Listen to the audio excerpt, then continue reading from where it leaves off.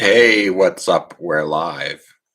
For today's broadcast, we're going to talk about this fugitive who was recently taken off of the most wanted, 10 most wanted list. He killed his entire family about around, like, I think 2001 it was before there. Yes. Do you know where this guy is? I'm going to talk about what he did, and we're going to maybe we're going to learn, about a killing that happened in Arizona 10 years ago. So this is the end his Wikipedia article. Um, he was born in Brooklyn. He enlisted in the U.S. Navy. He tried to be joined the SEALs, but he wasn't successful.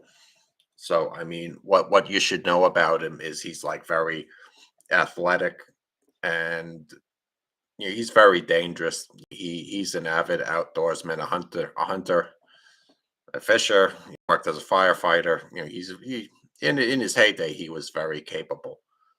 He's wearing down now. He's in his, I mean, how old is he? 61. I mean, at 61 you could be, you know, vibrant, but he's not going to survive in the woods the way he used to. And I think that this is what they say he looks like now. This is how. I mean, the problem with sending pictures of people you see who look like this to the cops is that a lot of men look like this. If you think you know him, like if someone like this is your neighbor, the odds are that it's not Fisher. It's it's Joe Schmo.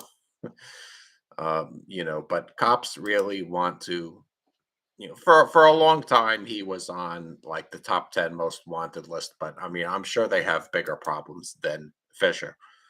Yeah, Fisher. All right, so this is let me just tell you a little bit about how he is. He's arrogant. If he gets caught, it's going to be because his arrogance, took him down. He's a know-it-all.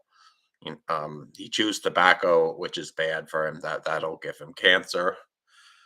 Um, yeah, and he killed his entire family in a fit of rage. Um, and no one knows where he is.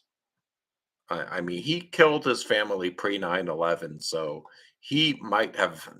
There was security was a lot.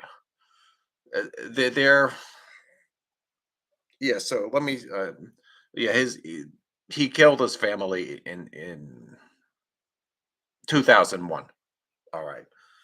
Yeah, pre 9/11. So he had a big advantage over the police insofar as there wasn't a lot of policing going on.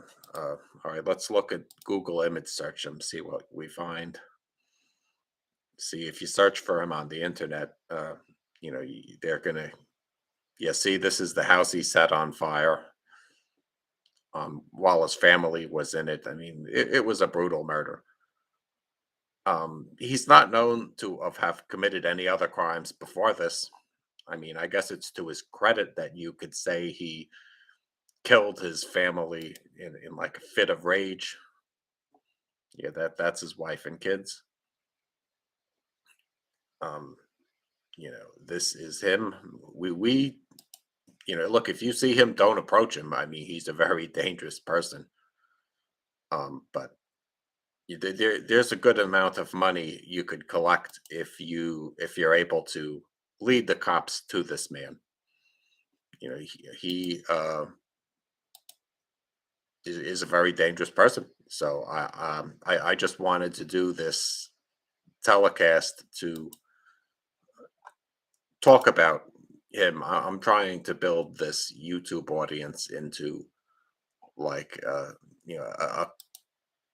I want to be a big successful YouTuber. I want to be relevant and I mean, do get my name in the paper. And one way I could do this is get people to turn in Robert William Fisher. I mean, that would be pretty cool. So what are the theories and speculations, about where he went?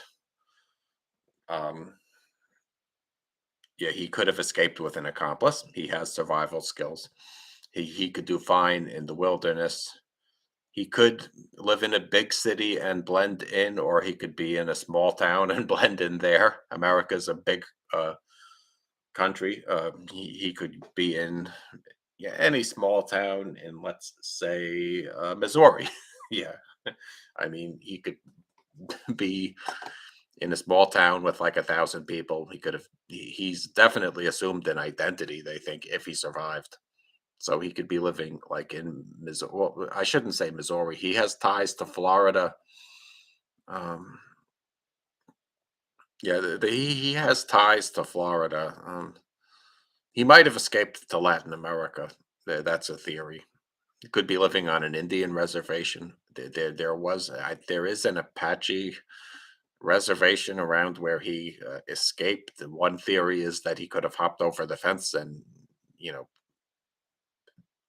maybe he knew some Indians who kept him, who decided to let him stay forever. Yeah, I doubt that's the case. Oh, the Toyota, yeah, it was less than a mile from the Fort Apache Indian Reservation. Yeah, I don't think that they're going to shelter him though. I mean, if they, it wouldn't benefit them to keep, a monster on their reservation. I mean, if he gets angry, he could turn on them, and obviously the Indians aren't going to want to keep a person like this on their reservation. Um, he has a surgical scar. He walks funny. He has a strange limp. Yeah, because the attack, his killing took place before 9/11. Um, the security was not there in order to fully go after him. All right, guys. So, if you know where Robert William Fisher is, you should turn him in. I mean, because you could get some money. I mean, he's a very dangerous man. I mean, he has a weapon. I um but yeah, if you see someone like this, just like send in their photo to the FBI. They would like to speak to him. He's not on the 10 most wanted list anymore, but I'm sure you'll receive some money if you turn in Robert William Fisher. And his whereabouts are a mystery. Yeah, some people say he went to Latin America. He has ties to Florida, like Colorado and Florida are the states that he has ties to. Um, they have been getting tips, but they're not going to say if they're close to closing in on him because they don't want him to know if they're looking, for. They don't want him to know where they're going to look for him because that makes it easier for him to hide. I mean, he could be living in a trailer park with his girlfriend. You know, there are many different places for him to hide. I just hope he gets caught soon. Out.